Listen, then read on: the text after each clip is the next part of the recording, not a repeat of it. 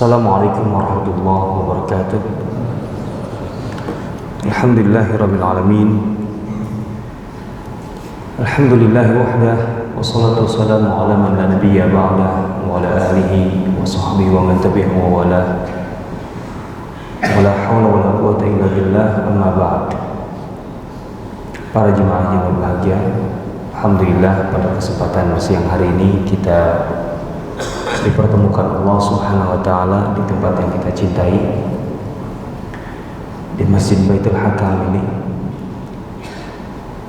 Salawat dan salam kita sanjungkan kepada junjungan kita semua, uswah atau teladan kita, junjungan kita, Nabi kita Muhammad sallallahu alaihi wasallam.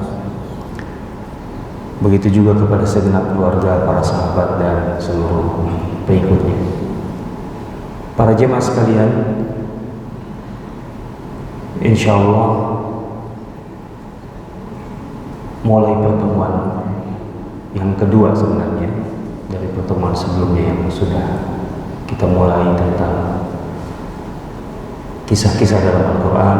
Insyaallah kita akan memulai masuk ke bagian pembahasan tentang kisah-kisah yang dipaparkan Al-Quran sebagai petunjuk tentunya sebelum yang lain-lain, karena Al-Quran adalah hudan linnas, adalah petunjuk yang diberikan oleh Allah kepada manusia, tentu juga sebagai ibrah atau pelajaran yang teramat sangat berharga, yang sangat mahal.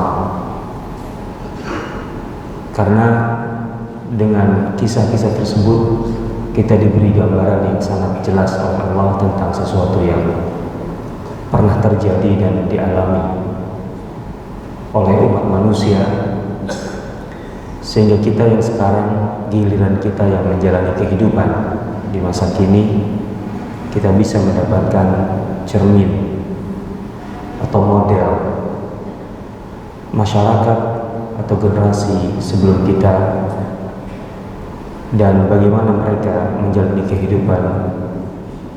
Ada di antara mereka yang mencapai puncak kebahagiaan dalam hidup di dunia dan kemudian mendapatkan rahmat Allah di akhirat, dan ada di antara mereka yang mendapat kehinaan hidup dengan binasa di dunia dan mendapatkan azab di akhirat. Tentu itulah akhir dari perjalanan hidup semua generasi manusia dalam kehidupan dunia ini. Sehingga sesungguhnya kisah-kisah ini diberikan oleh Allah untuk mempermudah kita, agar kita menjadikannya cermin yang sangat jernih, agar kita kemudian tidak mengulangi kesalahan mereka, agar kita bisa mengikuti sunnatullah atau menggali sunnatullah, aturan-aturan Allah dalam hidup, agar kita bisa berjalan sesuai dengan rel atau track yang diberikan Allah Subhanahu wa taala, dan kita tidak tergelincir. Para jemaah sekalian, tentu banyak sekali kisah dalam Al-Quran. Sebagian diantaranya kalau kita bagikan secara mudah, kita bagi dua, karena Quran ini diturunkan kepada Rasulullah SAW, adalah kisah-kisah tentang generasi sebelum Rasulullah SAW. Berarti generasi terdahulu sebelum Islam, dari Adam alaihissalam, kalau Nabi sampai Nabi Isa alaihissalam. Kemudian adalah kisah-kisah itu bagi kita sekarang, tapi bagi Rasulullah waktu itu adalah apa yang dialami oleh beliau bersama para sahabat, yang diangkat dalam Al-Quran, dan otomatis itu menjadi kisah bagi kita sekarang, karena itu sudah berjalan atau terjadi sekitar 1400 tahun yang lalu.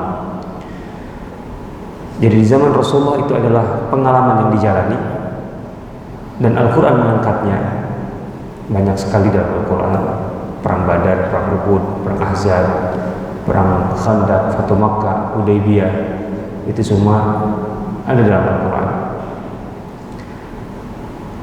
Bagi Rasulullah dan generasi sahabat itu apa yang mereka alami, tapi bagi kita sekarang kisah. Maka kita membagi menjadi dua. Di kajian ini, di tempat ini kita akan membahas yang pertama, yaitu kisah-kisah Al-Quran tentang generasi manusia sebelum Islam. Dan itu bisa mencapai hampir sepertiga Al-Quran. Panjang sekali, banyak sekali. Dan dari semua kisah itu, yang paling panjang, yang paling detail yang disampaikan oleh Allah adalah kisah mengenai Bani Israel. Bani Israel bisa dikatakan mendapat perhatian yang sangat besar karena banyak faktor. Karena mereka didampingi oleh banyak sekali nabi dan rasul sepanjang sejarah mereka. Artinya ketika Allah mengkisahkan nabi-nabi dan rasul sejak Nabi Yakub dan seterusnya ke bawah, itu otomatis juga mengisahkan apa yang terjadi antara nabi tersebut dengan kaumnya, dan kaumnya tentu yang paling utama adalah Bani Israel. Sehingga secara otomatis Bani Israel menjadi kelompok manusia yang paling banyak diangkat dalam kisah-kisah Al-Quran. Dan dari semua rentang masa kisah Bani Israel, tentu saja dari sejak mulai generasi Yusuf alaihissalam sampai Nabi Isa alaihissalam, yang paling panjang, yang paling detail adalah generasi Bani Israel bersama Nabi Musa alaihissalam. Itu yang paling panjang dalam Al-Quran. Kita dapatkan kisahnya dalam banyak surah dalam Al-Quran. Nah, tentu di luar kisah Bani Israel dan para nabi mereka, tentunya ada kisah-kisah lain, ada kaum-kaum lain. Kita tahu ada Ad, ada Samud. Itu adalah kelompok atau generasi Arab Al-Ba'idah, Arab yang sudah punah. Kemudian Allah juga mengisahkan tentang Sabah, itu Arab Aribah, Ba'idah dan Aribah. Kemudian Allah mengangkat tentang Dzulqarnain contohnya. Allah menyebutkan tentang Ashabul Kahfi. Ashabul Kahfi ada kemungkinan mereka pun juga setidaknya mereka bersamaan dengan kisah Bani Israel, kalaupun mereka bukan orang-orang Bani Israel yang beriman kepada nabi mereka.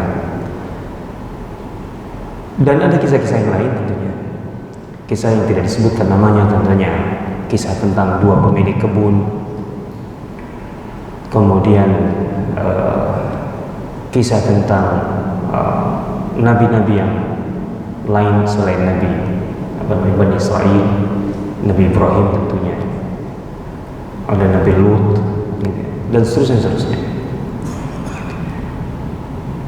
Kali ini kita akan mengambil yang paling pendek barangkali dari kisah Bani Israel, dari penggalan Bani Israel, yaitu kisah tentang Talut yang diangkat oleh Allah dalam Al-Quran surah Al-Baqarah ayat 246, dan kurang lebih sampai 6-7 ayat berikutnya ditutup dengan ayat 7 252.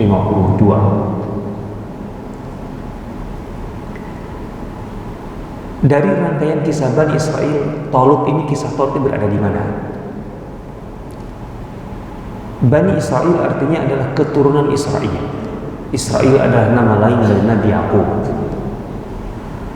Berarti generasi pertama Bani Israel adalah Nabi Yusuf alaihissalam bersama saudara-saudaranya. Yang tentu dalam surah Yusuf kita bisa mendapati keterangan bahwa mereka berasal dari Syam, kemudian pindah ke Mesir. Nah, Bani Israel kemudian turun-temurun di Mesir. Beberapa generasi sampai muncul Nabi Musa alaihissalam yang menyelamatkan mereka dari perbudakan, dari kehinaan, dari segala macam yang dialami oleh Bani Israel di masa Fir'aun. Dan tentu ini sudah terjadi perubahan yang sangat mendasar Karena Bani Israel ketika pindah pertama kali bersama Yusuf, itu mereka menjadi elit, kelompok elit masyarakat Mesir. Karena Nabi Yusuf adalah Perdana Menteri kalau bahasa kita, atau mungkin paling tidak Nabi Yusuf menjadi Menko, Menteri Koordinator, karena yang memegang, mengendalikan berbagai bidang. Ij'alni ala khazainil ard. Khazain di sini artinya lumbung. Berarti bisa dikatakan Nabi Yusuf adalah menteri, kalau kita sekarang menteri apa ya? Menteri pertanian bisa. Tapi juga lumbung berarti bulognya juga di tangan Nabi Yusuf karena terkait dengan pajak. Kemudian juga Nabi Yusuf mengatur budaya, terutama budaya konsumsi masyarakat. Berarti kan menteri kebudayaan juga kalau bahasa kita sekarang. Jadi menteri kebudayaan, menteri sosial karena terkait dengan masalah bencana, kelaparan. Menteri keuangan otomatis karena terkait dengan pengatur keuangan negara. Menteri pertanian dan juga kepala bulog sekaligus. Itu beberapa bidang Nabi Yusuf kalau kita baca. Setidaknya Menko kalau enggak Perdana Menteri. Sehingga otomatis saudara-saudara Nabi Yusuf dan keturunannya ketika pindah ke Mesir itu menjadi kelompok elit di Mesir. Tapi ketika Nabi Musa alaihissalam muncul dalam sejarah Bani Israel, kita tahu Bani Israel berada di posisi paling rendah di tengah masyarakat Mesir. Sampai disebutkan Al-Quran bahwa Bani Israel itu bisa dikatakan kelompok yang paling terhina karena kebijakan-kebijakan negara, kebijakan Fir'aun itu bisa dikatakan tidak berpihak sama sekali kepada Bani Israel. Yudzabbihuna abna'akum, anak-anak laki kalian itu dibunuh seenaknya. Wa yastahyuna nisa'akum, sementara kaum perempuan kalian Bani Israel itu dibiarkan hidup tapi untuk menjadi pelayan, babu, pembantu dan seterusnya. Jadi ini kelompok masyarakat yang paling tidak beruntung katakanlah.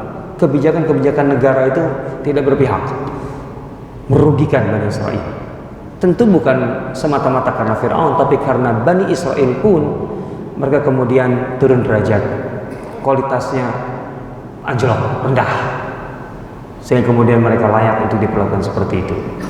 Maka misi Nabi Musa alaihissalam pertama kali adalah membebaskan Bani Israel dari cengkraman Fir'aun, kemudian mengangkat kualitas Bani Israel untuk kembali layak seperti setidaknya di generasi Nabi Yusuf mengusung risalah Allah. Maka kemudian dipindahkan dari Mesir ke Palestina, yang itu di masa Nabi Musa tidak berhasil. Karena sebelum masuk Palestina, Bani Israel sudah ngeper duluan, tidak berani untuk mengambil resiko, menanggung beban tanggung jawab, mengusung agama Allah, memperjuangkan agama Allah. Akhirnya mereka digembleng 40 tahun di Sinai. Di masa itulah Nabi Musa meninggal. Maka penerusnya Nabi Harun dan muridnya Yusha bin Nun, itulah yang melanjutkan perjuangan baru masuk ke Palestina. Itu Bani Israel. Di Palestina awalnya mereka menjadi elit, tapi perlahan-lahan ngedrop lagi. Kualitas mereka menurun lagi, menjadi masyarakat yang katakanlah tidak berdaya, dan bahkan kemudian otomatis diintimidasi oleh kelompok yang lebih kuat. Nah, di periode inilah kita tahu ada upaya kebangkitan dari Bani Israel, dan itu dengan kemunculan Daud alaihissalam. Daudlah yang mengangkat kembali Bani Israel. Kemudian dilanjutkan Nabi Sulaiman. Nah,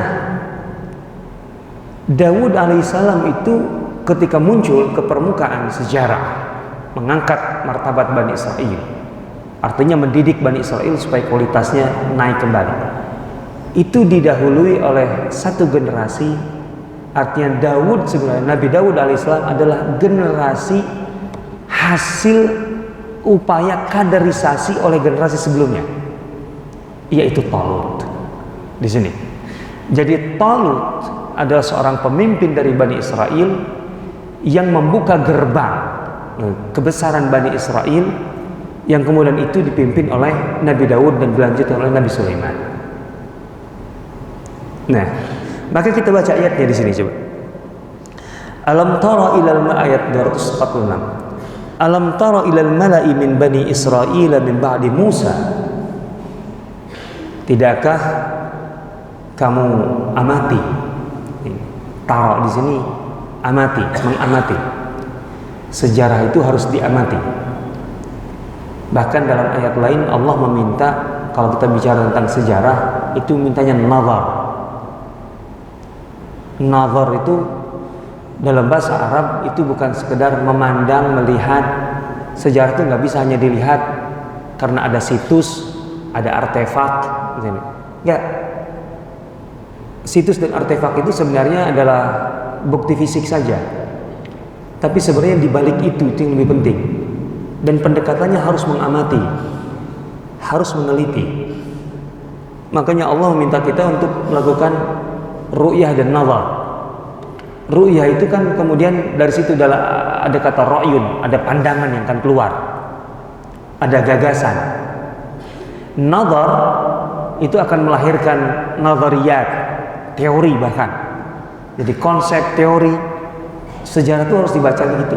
Maka Allah meminta kepada Rasulullah SAW, kepada umat ini untuk mengamati sejarah kelahiran kembali Bani Israel, bagaimana mereka diangkat martabatnya, kualitasnya oleh Talut sebagai pemimpin mereka yang kemudian itu melahirkan Daud alaihissalam.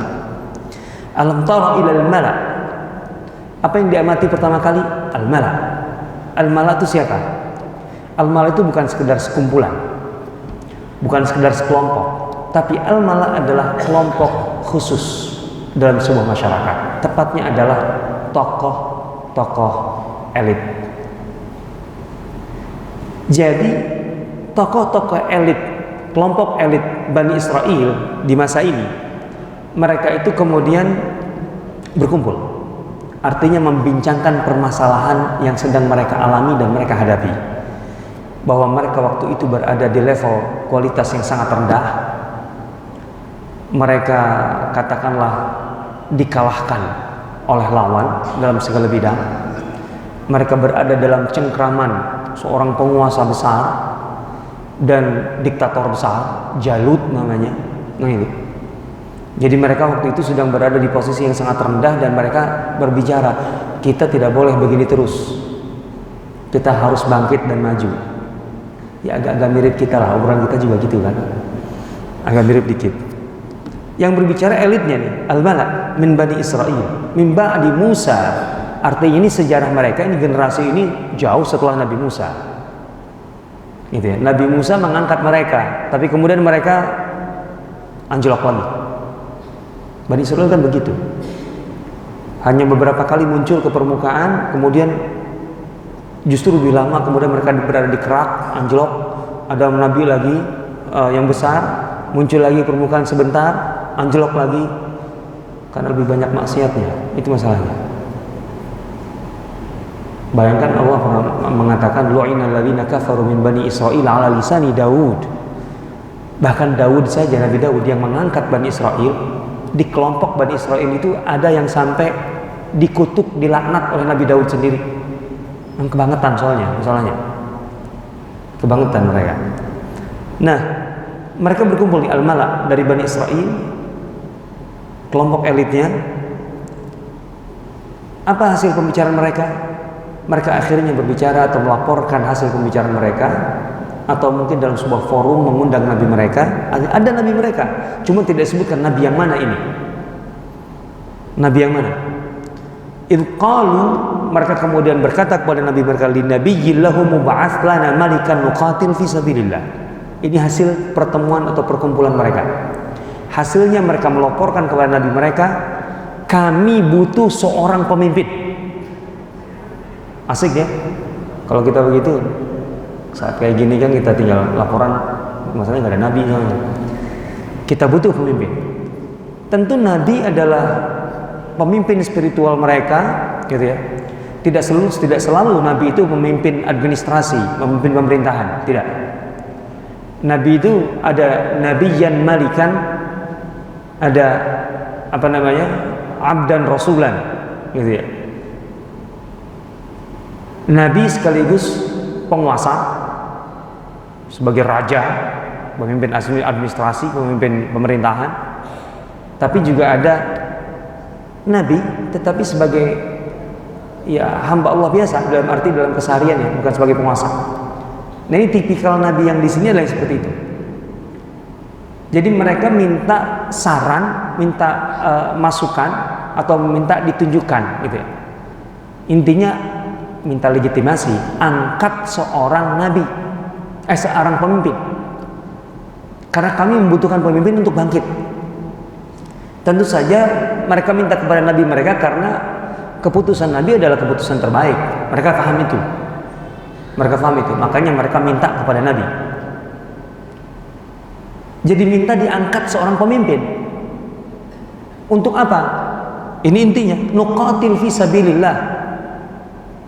Kami akan bertempur di jalan Allah.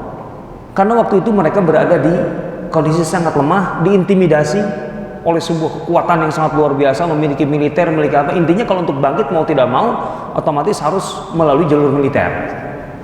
Sampai sekarang pun itu sebenarnya fitrah manusia, fitrah kekuasaan. Walaupun kita damai, tetapi yang namanya kelompok yang kuat dan berkuasa, itu yang secara persenjataan militer paling kuat juga, otomatis.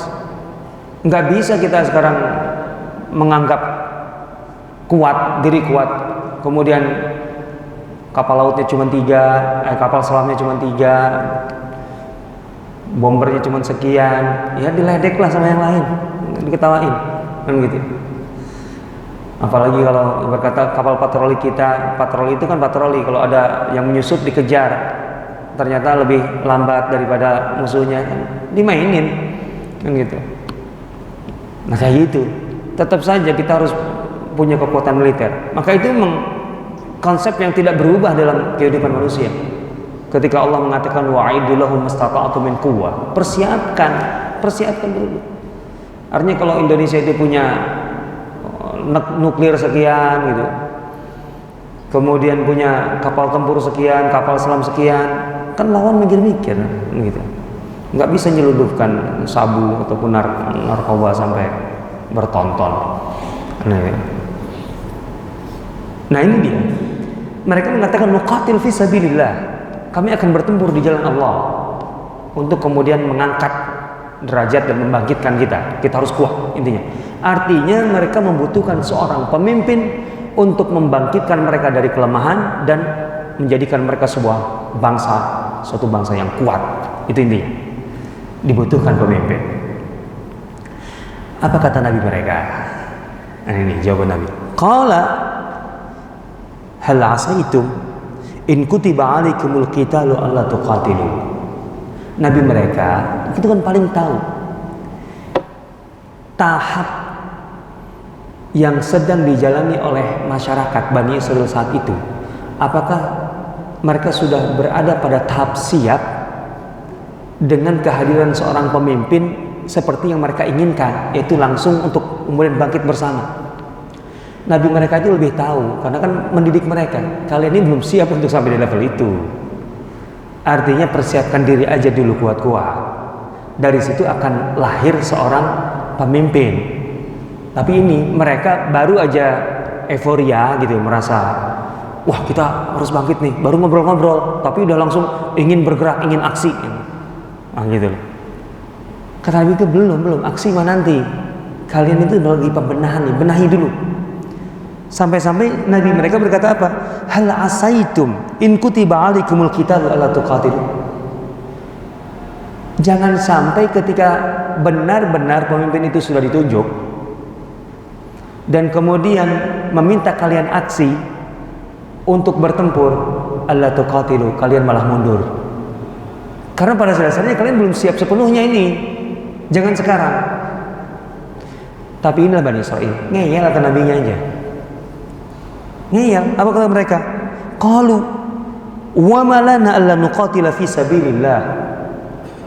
Apa alasan kami untuk kemudian tidak sanggup untuk aksi, untuk sampai bertempur di jalan Allah. Apa alasan kami? Tidak ada alasan untuk kami kemudian diam. Nah, gitu. Kami harus bangkit secepatnya. Kenapa? Masalah ini sudah sangat mendesak.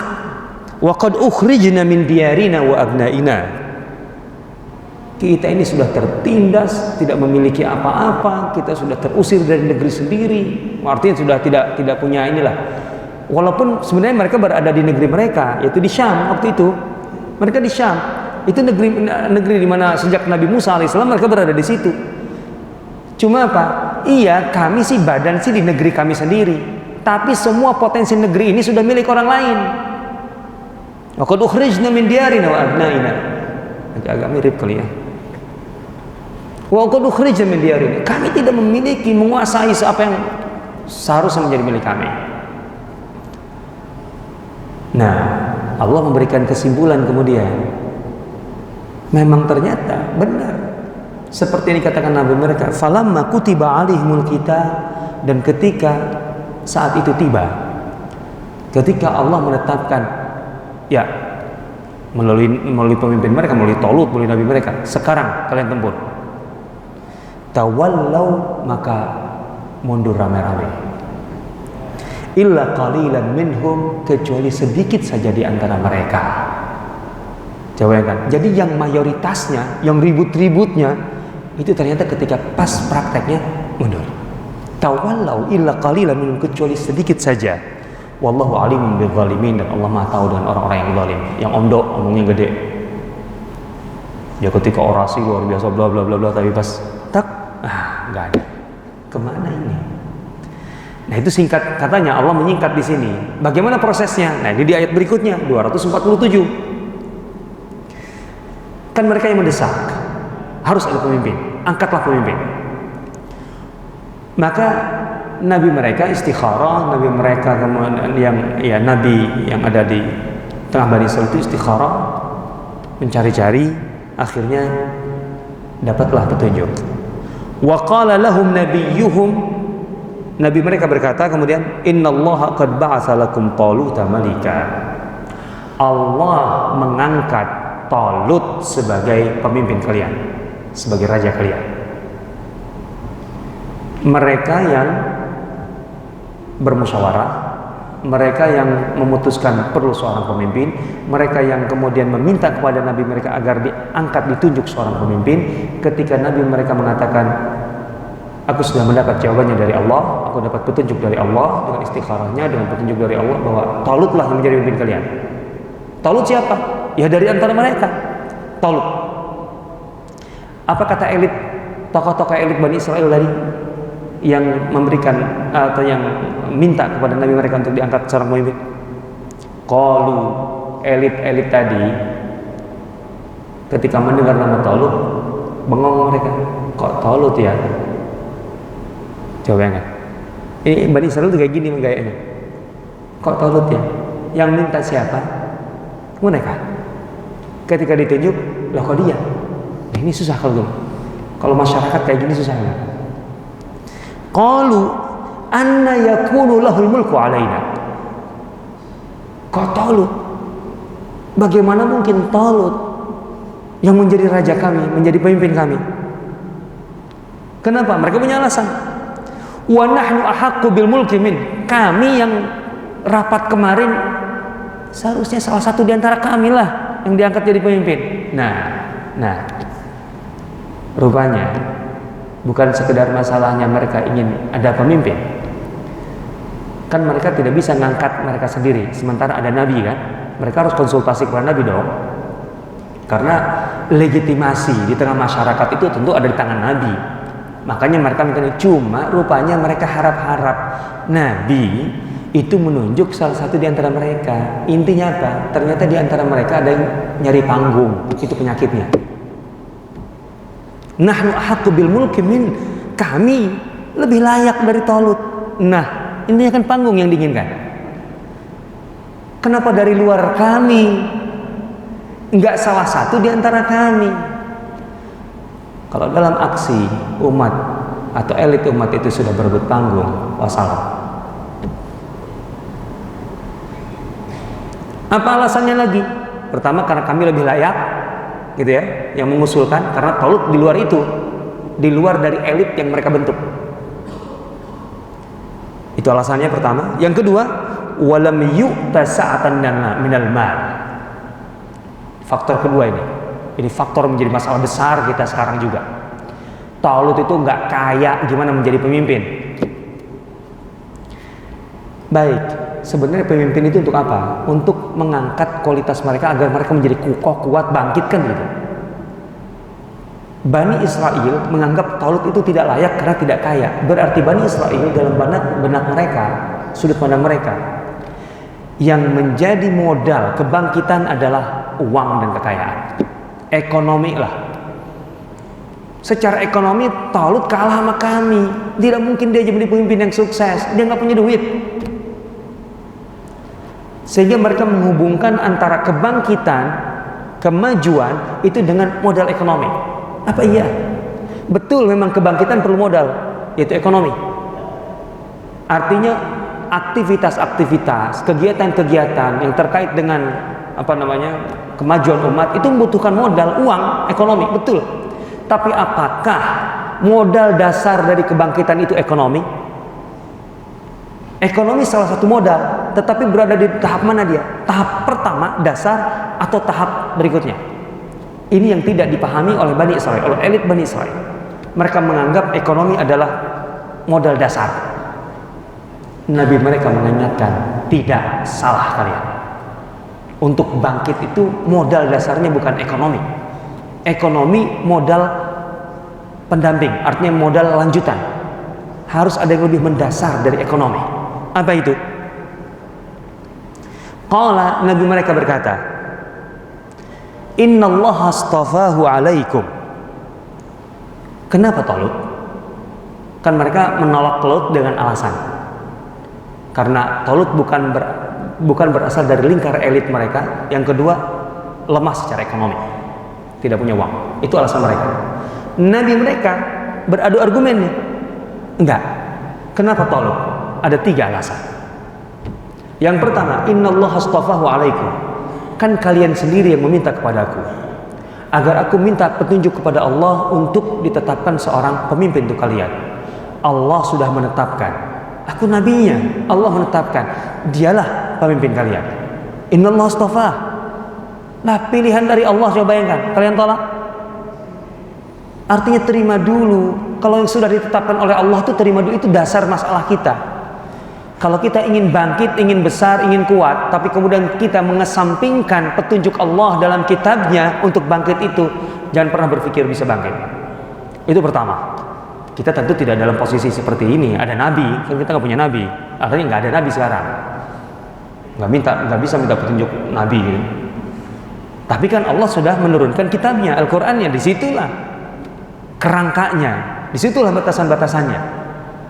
Jadi kalau kalian ingin bangkit, ingin besar, tapi kemudian kalian mengabaikan petunjuk Allah, kerangka yang diberikan oleh Allah, maka jangan pernah berpikir kalian akan bisa bangkit. Itu satu masalah. Allah telah memilihnya untuk kalian. Satu. Kedua, wazadahu. Selain itu, wazadahu bastatan fil ilmi. Itu yang kedua. Bahwa Talut itu diberi kelebihan dibanding kalian semua, bahwa dia punya basis ilmu pengetahuan yang lebih luas daripada kalian. Kalian kan berpikir ekonomi menjadi modal dasar. Enggak, modal dasar bukan ekonomi, tapi pengetahuan, ilmu dulu. Untuk bangkit itu ilmu dulu, itu basisnya. Apalah arti ekonomi, kekayaan yang melimpah, kalau pengelolaannya, penggunaannya tidak berdasarkan ilmu yang benar dan tepat. Kalau ada duit 2 miliar dikasih anak SD, jadi apa? Duit segede itu, jadi apa kira-kira? Kan percuma sebenarnya. Itu tidak akan menjadi energi, uang segede itu, kalau di tangan seorang anak SD. Beda kan kalau itu di tangan seorang yang sudah mencapai rusyd, matang, tahu cara mengelola uang, tanggung jawabnya, dan seterusnya, itu akan jadi sesuatu. Maka ilmu dulu. Kekayaan negara yang melimpah, sumber daya alam ada di mana-mana, tapi kalau pengelolaannya tidak berdasarkan ilmu yang benar dan penggunaan yang tidak berdasarkan ilmu yang benar, itu tidak akan tidak menjadi sumber kekuatan. Ilmu ini kelebihan Talut dibanding kalian semua. Ilmunya lebih luas. Tapi ilmu membutuhkan sisi lain supaya betul-betul ilmu itu efektif. Apalagi di tahap ini, di tahap pembinaan dasar, pembinaan awal. Wazadahu bastatan fil ilmi, itu yang kedua tadi setelah pilihan Allah. Wal jismi, dia punya kekuatan fisik yang juga di atas rata-rata kalian. Jadi pemimpin, apalagi dalam kondisi umat yang terpuruk, itu yang dibutuhkan itu pertama dia harus betul-betul berkomitmen dengan garis-garis besar ajaran Allah. Yang kedua, dia harus punya basis pengetahuan atau ilmu yang kokoh, yang luas. Yang ketiga, dia harus punya kemampuan atau kekuatan fisik yang prima. Kenapa? Ilmu, pengetahuan akan melahirkan ide gagasan. Ketika ingin bangkit, itu kan yang diperlukan itu gagasan, ide yang kaya. Bagaimana caranya supaya kita tidak impor? Itu perlu gagasan, perlu ide yang kaya. Karena kalau nggak punya ide, kurang apa ini? Ya udah impor aja, ya udah impor aja. Nggak ada ide, nggak ada gagasan. Pemikirannya buntu kan gitu. Harga daging naik terus, nggak turun-turun, gimana caranya? Ya sudah jangan makan daging. Harga telur naik, ya jangan makan telur. Itu kan nggak ide-ide. Itu masalahnya. Ya kalau harga telur naik, ya jangan makan telur. Harga cabai naik, jangan nyambel. Ya kita masih iya sebagai pengguna bisa begitu, tapi kalau pemimpin mah nggak boleh gitu, harus punya banyak ide. Itu ilmu. Nah, gagasan yang kaya itu untuk kemudian menjadi sesuatu diperlukan apa? Kemampuan mengeksekusi. Itulah fisik, bastah fil jism. Bastatan fil jism. Kemampuan mengeksekusi. Oke lah, idenya brilian, tapi pas di lapangannya berantakan. Kenapa? Karena secara fisik tidak mampu untuk mengontrol semua itu. Ya, berantakan. Inilah kelebihan Talut. Kelebihan Talut. Itu dibanding kalian, nggak ada yang menandingi Talut. Itu masalahnya kata mereka. Wallahu yu'ti mulkahu may yasha. Dan kalian harus tahu, kalau masalah kekuasaan, jangan berpikir karena kalian elit kemudian kalian layak menjadi pemimpin. Ya, kalian itu kan menjadi elit itu karena parameter ukuran kalian. Yang ini berada di kelas kalian. Tapi bagi Allah, siapa yang layak untuk mendapatkan kekuasaan? Allah lebih tahu. Maka Allah memberikan kekuasaan kepada yang Allah kehendaki. Wallahu wasi'un alim, dan Allah maha luas anugerahnya dan maha dalam pengetahuannya, ilmunya. Allah maha tahu apa yang akan terjadi dengan pemilihan Talut ini. Lihat saja nanti. Itu dia, lihat saja nanti. Insya Allah kita lanjutkan nanti. Waktu kita sudah, insya Allah masih ada 4 ayat lagi. Intinya ini adalah pembuka bagaimana kita membaca ayat-ayat kisah dalam Al-Quran. Begitu banyak ibrah pelajaran yang bisa kita gali. Mudah-mudahan ibrah itu pun ditangkap oleh para jemaah sekalian dan mendorong untuk semakin tertarik dengan Al-Quran, terdorong untuk membaca Al-Quran. Ternyata Al-Quran kalau dibaca dengan bacaan tadabbur, dengan bacaan ta'ammul, dengan bacaan ibrah, akan menghasilkan banyak hal bagi kita semua. Ada banyak gambaran yang diberikan oleh Allah. Ingat sekali lagi, Al-Quran termasuk kisah-kisahnya adalah petunjuk dari Allah. Petunjuk apa? Kita menjalani kehidupan ini, kita perlu petunjuk. Nih, diantaranya adalah dengan kisah-kisah ini. Jadi ini bukan sekedar sedang bernostalgia dengan kejadian masa lalu, bahwa dulu terjadi begini. Enggak, ini petunjuk untuk kita sekarang. Wal tanzur nafsun ma qaddamat lighad.